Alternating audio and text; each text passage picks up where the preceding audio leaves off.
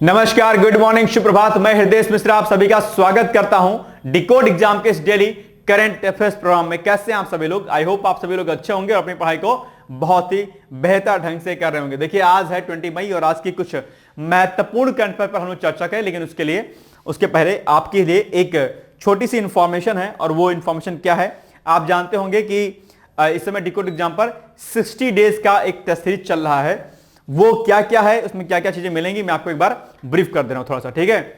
तो इसमें क्या मिलेगा आपको? इसमें मिलेगा आपको 120 क्वेश्चन जो है डेली मिलेगा आपको। ध्यान दीजिएगा, ठीक है? 120 क्वेश्चन में से आपको क्या मिलेगा? जीएस के जो है आपको इसमें मिलेंगे 70 क्वेश्चन जीएस का 70 क्वेश्चन, ठीक। हिंदी जो आपकी रहेगी, हिंदी के मिलेंगे आपको 30 क्वेश्चन, ठीक है। और करंट अफेयर्स के मिलेंगे आपको डेली 20 क्वेश्चन। तो ये कितना हो गया जो है 120 क्वेश्चन। ये 120 क्वेश्चन आपको जो है डेली मिलेंगे। क्या डेली मिलेंगे? कहां पर मिलेंगे? टेलीग्राम पर मिलेंगे। टेलीग्राम पर पीडीएफ के फॉर्म में मिलेंगे आपसे, ठीक है? याद देखिएगा। इसके अलावा 10 से जो 11 टेस्ट होंगे आपके, 10 से 11 टेस्ट ये होंगे आपके सब्जेक्ट वाइज। क्या? सब्जेक्ट वाइज, ठीक है? याद रखिएगा। इसमें आपको मिलेगा 100 क्वेश्चन डेली, ठीक है? 10 से 11 दिनों तक। बाकी आपको डेली मिलेगा 120 क्वेश्चन डेली, सुबह शाम, यानी कि सुबह का टाइमिंग फिक्स रहेगा 9 साढ़े 9 बजे के बाद और शाम को 7 बजे तक, ठीक है? इतना आपको मिलेगा। और संडे जो होगा उसमें संडे में आपको जो है 200 क्वेश्चन का सेट मिलेगा जीएस प्लस हिंदी का। ये हर संडे को मिलेगा। कब से स्टार्ट होगा ये स्टार्ट हो रहा है 20 मई से, यानी कि ये आज से स्टार्ट हो रहा है, ऑफर में है 20 मई से लेकर के, और ये 20 जुलाई तक जो है चलेगा, 20 जुलाई तक चलेगा, ठीक है? इसमें इतना कुछ मिलने के बाद इसमें आपको हिंदी का वीडियो लेक्चर क्या मिलेगा एक्स्ट्रा? इसमें आपको हिंदी का जो है आपको वीडियो लेक्चर मिल जाएगा प्री का, ठीक है? और इसका पीडीएफ में नोट्स भी आपको मिल जाएगा। ये एप्लीकेशन पर अवेलेबल होगा। ज्वाइन कहां से करना है? डिकोड एग्जाम का एप्लीकेशन डाउनलोड करिए गूगल प्ले स्टोर से, आईडी बनाइए, वीडियो कोर्स में जाइए, वहां पर लिखा रहेगा 60 डेज 90 कोर्स। हो सकता है अपडेट ना हो तो 90 डेज लिखा होगा, कंफ्यूज मत हो जाएगा। अगर 90 डेज लिखा होगा जीएस प्लस हिंदी टेस्ट तो उसको ज्वाइन कर लीजिएगा, या 60 डेज लिखा होगा तो ज्वाइन कर लीजिएगा, ठीक है? इतना कर लीजिएगा, आपका काम बन जाएगा। बस इसके बाद आपको टेलीग्राम पर जो है पीडीएफ के रूप में पहले उसका क्वेश्चन पेपर दिया जाएगा, उसके बाद आधे सवा घंटे के बाद उसका डिटेल्स में एक्सप्लेनेशन पीडीएफ के रूप में ही दिया जाएगा।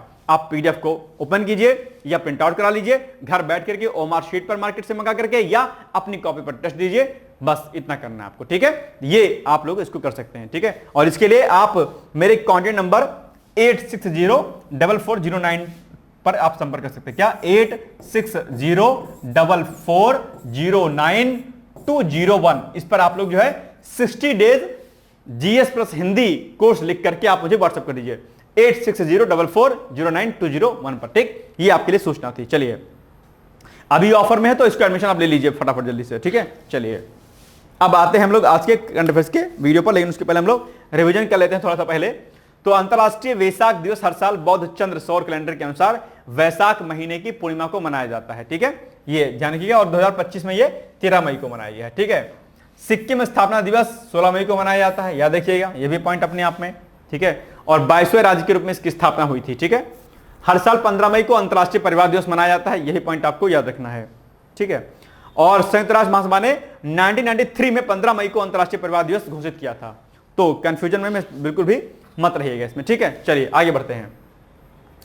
भारत और यूरोपीय संघ ने 2 प्रमुख रिसर्च और इनोवेशन की शुरुआत की है, जो समुद्री प्लास्टिक कूड़े को और कचरे को ग्रीन हाइड्रोजन समाधान से जुड़ी हुई है।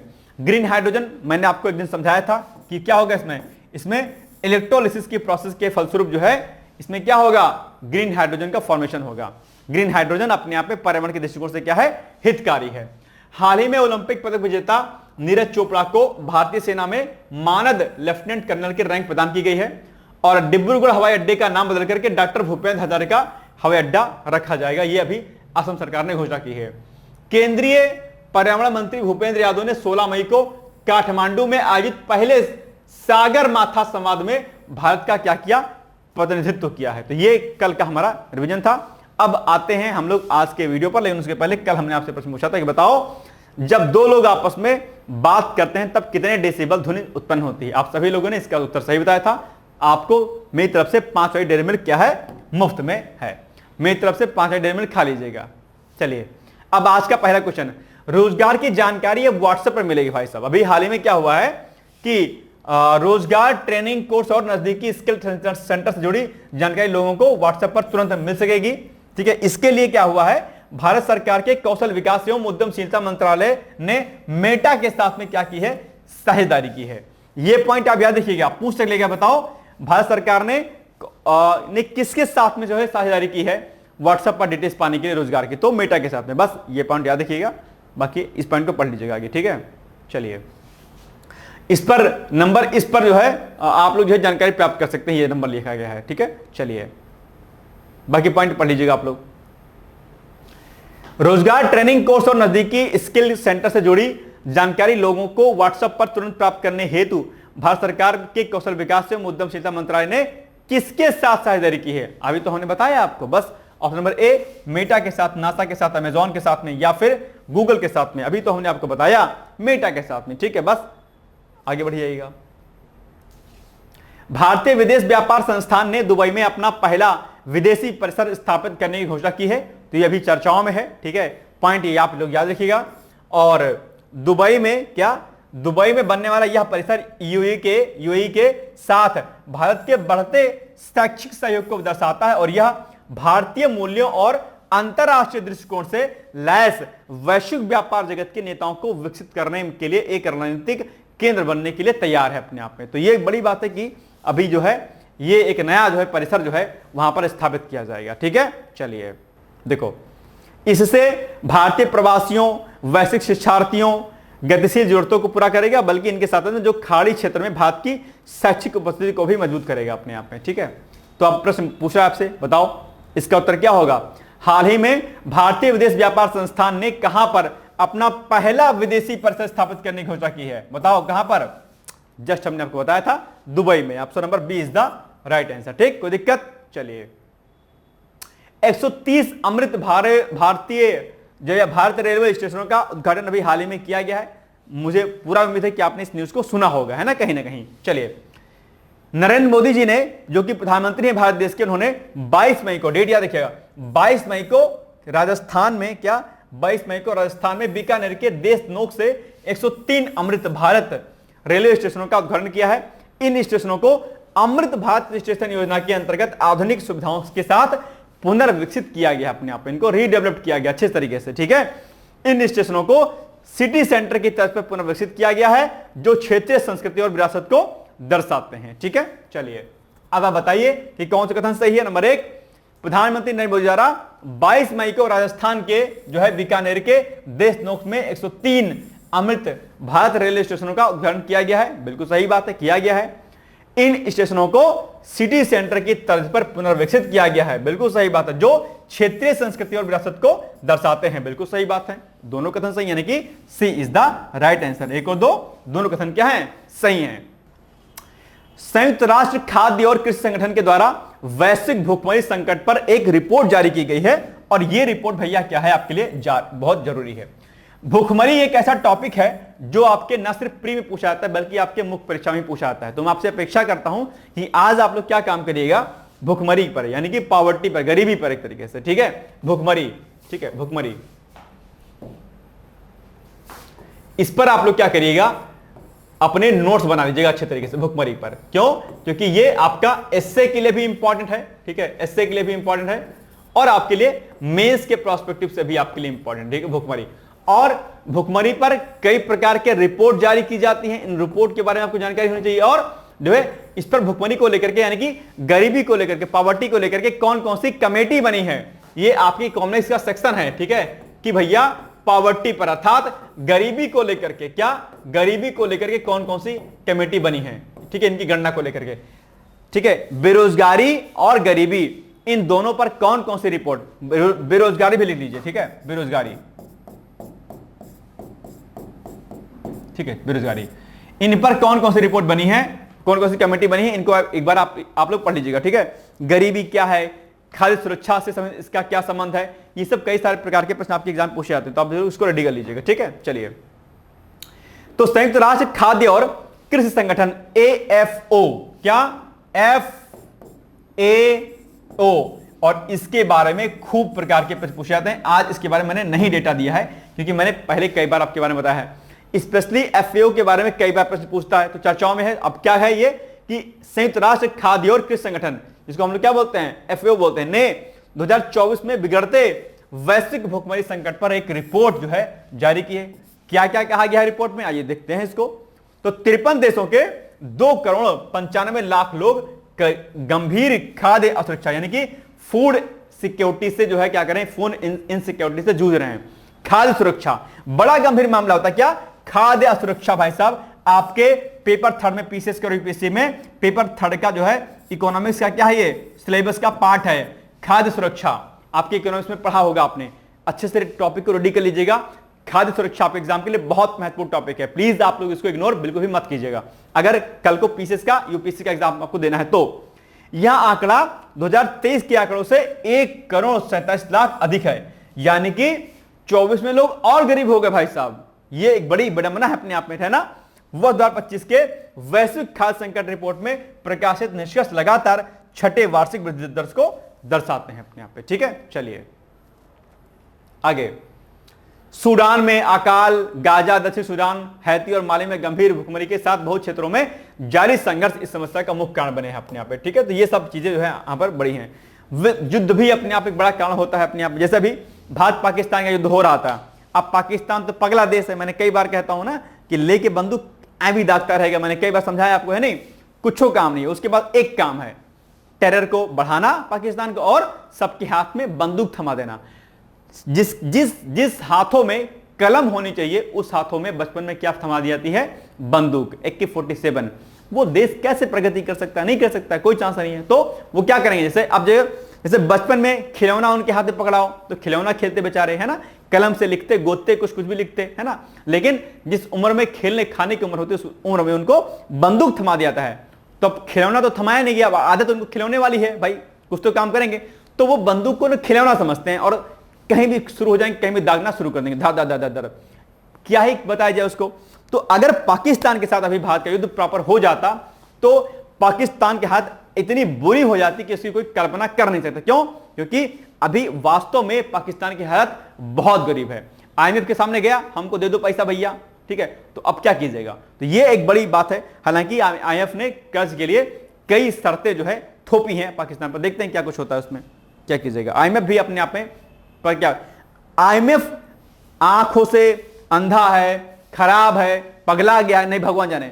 जब आतंक को, टेरर को सपोर्ट कर रहा है पाकिस्तान, तो IMF को भैया वहां पर पैसा क्यों देना चाहिए। भारत ने इसके रेफरेंस में कई सारे सबूत दिए हैं कि भैया देखो ये क्या काम कर रहा है।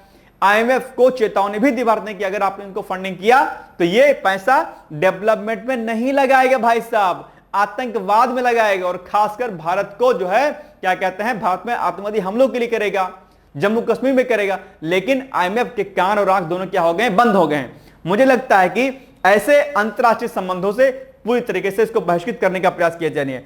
मुझे लगता है भारत को अपने आप में, खुद भारत को एक बड़े बड़े इंटरनेशनल ऑर्गेनाइजेशन खुद से स्थापित करने चाहिए। जैसे कि अभी हाल ही में क्या हुआ है, GPS सिस्टम आप जानते होंगे अमेरिका का अपने आप में, ये अब भारत अपने आप में खुद से GPS अपने आप में डेवलप कर रहा है कि हम अपना खुद का रखेंगे, नहीं तो पता चलेगा कि मिसाल जानी कहीं और है, कहीं और चली जाएगी तो मामला गड़बड़ा जाएगा।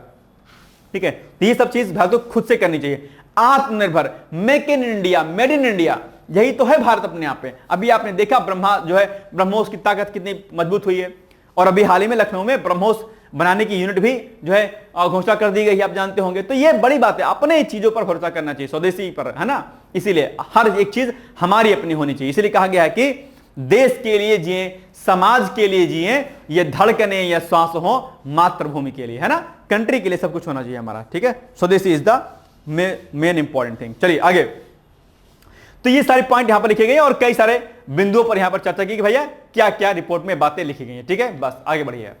अब आप बताइए, हाल ही में संयुक्त राष्ट्र खाद्य सुरक्षा और कृषि संगठन FAO ने 2024 में बिगड़ते वैश्विक भुखमरी संकट पर एक रिपोर्ट जारी की है, और अब आपको बताना है कि इस संदर्भ में कौन सा कथन सही है। नंबर 1, रिपोर्ट में कहा गया कि 53 देशों के 2,95,00,000 लोग गंभीर खाद्य असुरक्षा से जूझ रहे हैं। बिल्कुल सही बात है।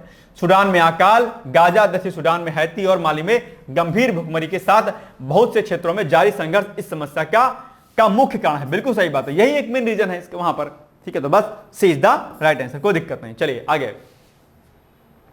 ब्रिक्स ऊर्जा मंत्रियों के हाल में बैठक संपन्न हुई है, कहां पर हुई है? 19 मई को हुई है, और कहां पर हुई है? ब्राजील में हुई है। बस ब्रिक्स यानी कि BRICS, बी से क्या हो जाएगा? ब्राजील, आर से रसिया, आई से इंडिया, सी से क्या? चाइना, एस से साउथ अफ्रीका। और अभी ब्रिक्स में कई देशों को शामिल और किया गया है, आप जानते होंगे, मैंने कई बार आपको बताया भी, उसको याद कर लीजिएगा आप लोग, ठीक है। तो ये जो बैठक संपन्न हुई है, इसका थीम आपको पता होना चाहिए। थीम क्या है? समावेशी और सतत वैश्विक शासन के लिए वैश्विक दक्षिण सहयोग को सशक्त बनाना, ठीक है। तो ये पॉइंट आपको याद रखिएगा। भारत की ओर से कौन गया? भारत की ओर से केंद्रीय ऊर्जा, आवास और शहरी मामलों के मंत्री कौन? मनोहर लाल, ठीक है, इस उच्च स्तरीय बैठक में भाग लिए। मनोहर लाल खट्टर को जानते होंगे भैया, हरियाणा वाले खासकर इनको जानते होंगे, ठीक है, खट्टर जी को। चलिए अब इसमें कई जो चीजें रखी गई हैं इसमें कि भारत की क्या प्रस्तुति रही है इसमें। तो बिजली उत्पादन क्षमता में 90% की वृद्धि, नवीकरणीय ऊर्जा, हरित हाइड्रोजन यानी कि ग्रीन हाइड्रोजन और बायोफ्यूल्स में नेतृत्व, सतत विकास और ऊर्जा नवाचार। अन्य तथ्य, ब्राजील 2025 में ब्रिक्स की अध्यक्षता कर रहा है और इस वर्ष कई उच्च स्तरीय बैठकें आयोजित कर रहा है, जिनमें 6 से 7 जुलाई को रियो डी जेनेरियो में होने वाला 17वां ब्रिक्स शिखर सम्मेलन भी इसमें शामिल है। यानी कि ये 6 से 7 जुलाई को जो है रियो डी जेनेरियो में संपन्न होगा, ठीक है, ये 17वां ब्रिक्स शिखर सम्मेलन, ठीक है, याद रखिएगा इस पॉइंट को। चलिए ये सारे पॉइंट यहां पर दिए गए, इसको पढ़ लीजिएगा, ठीक है। चलिए हाल ही में 2025 ब्रिक्स ऊर्जा मंत्रियों की बैठक कहां पर संपन्न हुई? अभी हमने जस्ट आपको बताया कहां पर हुई, ब्राजील में हुई, ठीक है। बस ए इज द राइट आंसर, ठीक। चलिए समुद्री क्षेत्रों में महिलाओं के लिए अंतरराष्ट्रीय दिवस ये मनाया जाता है हर साल, कब? 18 मई को, ठीक है, यानी कि international day for women in maritime, ठीक है, ये याद रखिएगा। यह दिन अंतरराष्ट्रीय समुद्री संगठन IMO क्या इंटरनेशनल मैरीटाइम ऑर्गेनाइजेशन द्वारा स्थापित किया गया है। कौन सा दिवस? ये दिवस, ठीक है। चलिए और पहली बार इसे 2022 में मनाया गया था, यानी कि हाल ही में से घोषणा हुई है 2022 में। अब प्रश्न यह भी पूछ सकते हैं पहली बार कि बताओ समुद्री क्षेत्र में महिलाओं के लिए अंतरराष्ट्रीय दिवस को पहली बार कब मनाया गया? तो 2022 में, ठीक है, याद रहेगा। चलिए इस दिवस का उद्देश्य क्या है? लेकिन उद्देश्य से पहले थीम समझ लो, इसकी क्या थीम है? महिलाओं के लिए क्या? महिलाओं के लिए अवसरों का महासागर, ठीक है, ये क्या है? थीम है इस बार के, है ना। ये पॉइंट याद रखिएगा आप लोग। चलिए बाकी इसका उद्देश्य है समुद्री क्षेत्र में महिलाओं के योगदान को पहचान देना, समुद्री उद्योग में लैंगिक समानता को बढ़ावा देना, नौवहन और समुद्री सेवाओं में महिलाओं की भागीदारी को बढ़ाना, उनको प्रोत्साहित करना कि भैया समुद्री सुरक्षा के लिए, समुद्री के लिए आप जो है आराम से जा सकती हैं। महिलाओं के लिए समुद्री क्षेत्र में अवसरों और चुनौतियों पर जागरूकता बढ़ाना। आप जानते हो कि महिलाओं को समुद्री क्षेत्र के लोग नहीं जाने देते कि भैया खतरा है, लेकिन नहीं, अब हमें महिलाओं को भी समुद्री क्षेत्र में आगे बढ़ाने के लिए जो है आगे जाना चाहिए। जब वो हवा में उड़ सकती हैं, ठीक है, जब फाइटर जेट प्लेन उड़ा सकती हैं, तो फिर समुद्र कौन सी बड़ी बात है, ठीक है, कोई दिक्कत नहीं, आराम से हो सकता है, ठीक है। तो इसीलिए ये दिवस मनाया जाता है ना, कि ताकि समुद्री क्षेत्र में भी महिलाओं के प्रतिनिधित्व को क्या किया जाए? बढ़ाया जाए। एक बात बाबू ध्यान रखना, इंस्टा खेलने से, चैटियाने से नहीं होगा ये सब, ठीक है, ठीक है। ये होगा आपके अपनी प्रतिभा से, अपने जुनून से, जज्बे से। आप नारी शक्ति हैं, अपने आप को वहां पर स्थापित कीजिए जहां पर आपका क्या है? जगह है, आपका स्थान है, और आप पूजनीय हैं, इसलिए अपनी ताकत को पहचानिए और लगातार पढ़ाई करिए और आगे बढ़िए, ठीक है। आप सभी महिलाएं अपने शिखरतम बिंदु तक पहुंच सकती हैं, शर्त इतनी सी है कि आप लगातार तैयारी कीजिए। चाहे महिला हो पुरुष हो, आपको चटियाने से थोड़ा सा बाज आना चाहिए और क्या करते हैं? पढ़ाई पर फोकस करना चाहिए, ठीक है। नहीं तो इंस्टा पर रील खेलते रह जाइएगा। चलिए और कई सारे पॉइंट यहां पर और मेंशन है, आप इसको एक बार पढ़ लीजिएगा, ठीक है। IMO यानी कि अंतरराष्ट्रीय समुद्री संगठन ने 16 मई 2025 को लंदन में एक जो है संगोष्ठी का आयोजन भी किया, जिसमें इस थीम के अंतर्गत महिलाओं की उपलब्धियों को उजागर किया गया और समुद्री क्षेत्र की उनकी भागीदारी को बढ़ावा देने के लिए उपायों पर चर्चा की गई कि भैया किस तरीके से हम महिलाओं को समुद्री क्षेत्र में और आगे बढ़ा सकते हैं, ठीक है। तो ये IMO ने ये संगोष्ठी का आयोजन किया था। चलिए समुद्री क्षेत्र में महिलाओं के लिए अंतरराष्ट्रीय दिवस मनाया जाता है, कब मनाया जाता है? अभी देखो हमने आपको बताया, जस्ट देखो कहां पर है, क्या है? 18 मई को, बस तो लगा दो टिक। 18 मई कहां पर है? 18 मई है बी वाले ऑप्शन में, बस हो गया। अंतरराष्ट्रीय संग्रहालय दिवस यह भी 18 मई को मनाया जाता है भाई साहब, बड़ा इंपॉर्टेंट है। और अंतरराष्ट्रीय संग्रहालय दिवस है, ठीक है, इस दिन को 1977 में international council of museum Icom द्वारा स्थापित किया गया था। आप जानते होंगे कि संग्रहालय जो है हमारी संस्कृति परंपराओं को सजोने का काम करते हैं, संरक्षित करने का काम करते हैं। किसी भी संग्रहालय से हमारे देश के या समृद्ध देश के संस्कृति, परंपरा, कला, साहित्य, ज्ञान, इन सभी चीजों का हमें क्या होता है, ज्ञान होता है अपने यहाँ पे। तो संग्रहालय को संरक्षित करना अपने आप एक बड़ी बात होती है ना, ये बात ध्यान रखिएगा। चलिए यही पॉइंट यहाँ पर लिखा गया है। थीम देख लेते हैं इस बार की क्या है। थीम है 2025 की तेजी से बदलते समुदायों में, क्या तेजी से बदलते समुदाय में संग्रहालयों का भविष्य। भैया आप जानते होंगे कि जिस तरीके से चीजें बदल रही हैं, ऐसे में संग्रहालयों का संरक्षण बहुत आवश्यक है, क्योंकि यही संग्रहालय ऐसे होते हैं जो आपके अतीत को आपके वर्तमान से जोड़ते हैं कि भैया ये आपका अतीत रहा है और अभी क्या है, ये वर्तमान है। तो यानी ये संग्रहालय हमारे अतीत से हमारे वर्तमान को जोड़ते हैं। आपके मुख्य परीक्षा में प्रश्न पूछ लेगा कि संग्रहालय किस प्रकार से हमारे अतीत को वर्तमान से जोड़ने का प्रयास करते हैं। तो कैसे जोड़ते हैं, क्योंकि पहले जैसे कोई सामान है, कोई मूर्ति है, कोई चीज है, कोई कलाकृति है, तो उससे हमें आभास होता है, पता चलता है कि भैया पहले ऐसे ऐसे चीजें थी हमारे साथ में, ठीक है, हमें अब ऐसे हम पहले तब इतना विकसित थे, अब हम इतना विकसित हो गए हैं, या तब हम उतना विकसित थे अब हम नहीं विकसित हुए, हमें और काम करने की आवश्यकता है। तो बहुत सारी चीजें इन संग्रहालयों से हमें देखने समझने को मिलती हैं, राइट। चलिए आगे बढ़ें।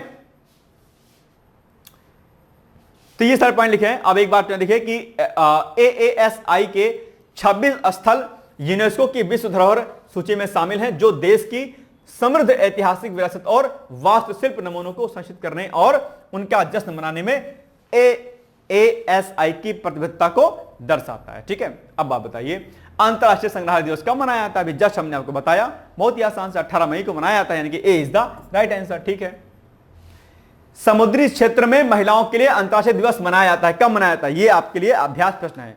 जल्दी बताओ, बहुत आसान सा है, अभी हमने जस्ट इसको किया है, बताओ कब मनाया जाता है समुद्री क्षेत्र में महिलाओं के लिए अंतरराष्ट्रीय दिवस कब मनाया जाता है। ये आपका अभ्यास प्रश्न है, जिसका उत्तर आपको देना है। ठीक है, और आगे बढ़िए। और ये पीसेस का बैच हम लोग चला रहे हैं, आप जानते होंगे, और टेस्ट सीरीज तो चल ही रही है, आप उसमें पार्टिसिपेट कर सकते हैं, और बाकी पीसेस का बैच भी चल रहा है, आप इसमें पार्टिसिपेट कर सकते हैं। क्या कुछ मिलेगा, मैंने कई दिन लगातार इसके बारे में बताया आपको। ठीक है, कॉन्टैक्ट नंबर हमारा 8604440920 नीचे मेंशन है, आप इसे जुड़ करके अपनी बात को रख सकते हैं। ठीक है, इसमें क्या होगा, इसमें आपको डेली जो है इसमें प्री, मेंस और इंटरव्यू तीनों स्तरों की तैयारी कराई जाएगी। इसमें आपको जो है क्या होगा, आपके प्री का पीवाई क्विज, मेंस का पीवाई क्विज आपका है ना, इसके अलावा प्री, मेंस और इसके अलावा इंटरव्यू के अलावा आपको जो है इसमें test series daily answer writing practice कराया जाएगा, जो कि सबसे महत्वपूर्ण होता है आपके लिए, जो कि नहीं करते हैं स्टूडेंट। ठीक है, और मॉक जो है टेस्ट भी आपको डेली जो है टेलीग्राम पर आपको किया जाएगा, अलग से भी टेस्ट कराई जाएगी। ठीक है, क्लास में ही आपको मेंस के पीवाई क्विज करा दिया जाएंगे, प्री का पीवाई क्विज करा दिया जाएगा। तो ये सारी चीजें जो है आपको यहाँ पर कराई जाएंगी, इसलिए आप लोग इससे जो है जुड़ सकते हैं। इसमें CSAT, हिंदी सब कुछ कराया जाएगा, और इसके लिए आप कॉन्टैक्ट नंबर 8604440920 पर आप मुझसे संपर्क कर सकते हैं। ठीक है, चलिए ये हो गया छोटा सा अपडेट, और ये आपके सामने एक प्रश्न है कि संग्रहालय किस प्रकार से अतीत को वर्तमान से जोड़ते हैं, चर्चा कीजिए। ठीक, चलिए अब ये हो गया आज का वीडियो, बाकी मिलेंगे हम लोग कल। और मैंने जो है 15 दिन का रिवीजन वीडियो डाल दिया है, आप लोग उसको जरूर देख लीजिएगा। ठीक है, बाकी thank you so much, bye bye, take care, all the best. दोस्तों, क्या आप पीसीएस अधिकारी बनना चाहते हैं? यदि हाँ, तो डिकोड एग्जाम लेकर आया है यूपी पीसीएस फाउंडेशन कोर्स 2025। यह एक ऑल इन वन कोर्स है, जिसमें प्रीलिम्स मेंस दोनों ही परीक्षाओं के लिए वीडियो लेक्चर, NCERT और standard books based bilingual notes उपलब्ध कराया जा रहा है। इस कोर्स में प्री और मेंस के सभी प्रीवियस ईयर क्वेश्चंस पेपर भी वीडियो लेक्चर के माध्यम से कोर्स में सम्मिलित होंगे। साथ ही साथ में कोर्स का कंटेंट गुणवत्तापूर्ण होने के साथ ही साथ एग्जाम ओरिएंटेड है, जिससे कोर्स लेने वाले स्टूडेंट्स को कोई भी बाहरी पुस्तक या नोट्स पढ़ने की आवश्यकता न पड़े। इस कोर्स में प्रीलिम्स और मेंस के टेस्ट सीरीज तथा आंसर राइटिंग प्रोग्राम भी शामिल है, जिसके साथ ही साथ टेलीग्राम ग्रुप में रेगुलर टॉपिक वाइज टेस्ट कराए जाएंगे। इसके साथ ही CSAT, निबंध तथा सामान्य हिंदी की अतिरिक्त कक्षाएं भी चलाई जाएंगी, तथा हमारे कोर्स से परीक्षा में सफल होकर इंटरव्यू देने वाले विद्यार्थियों को इंटरव्यू की भी तैयारी कराई जाएगी, और अंतिम परिणाम कुछ भी हो, पूरी फीस उन्हें रिवार्ड के स्वरूप जो है वापस कर दी जाएगी, तथा अगले बैच में उन्हें निःशुल्क प्रवेश प्रदान किया जाएगा। उल्लेखनीय है कि डिकोड एग्जाम एक संस्थान के रूप में 5 वर्ष के अपने सफल कार्यकाल में अब तक 55 से अधिक विद्यार्थियों को विभिन्न परीक्षाओं में अंतिम सफलता दिलाने में अपना सफल योगदान दे चुका है। इस कोर्स की फीस 15,000 रुपये निर्धारित की गई है, लेकिन पहले प्रवेश देने वाले 100 विद्यार्थियों को 3,000 रुपये की विशेष छूट दी जा रही है। और अधिक जानकारी के लिए हमारे संस्थान के नंबर 6307495944 पर संपर्क करें।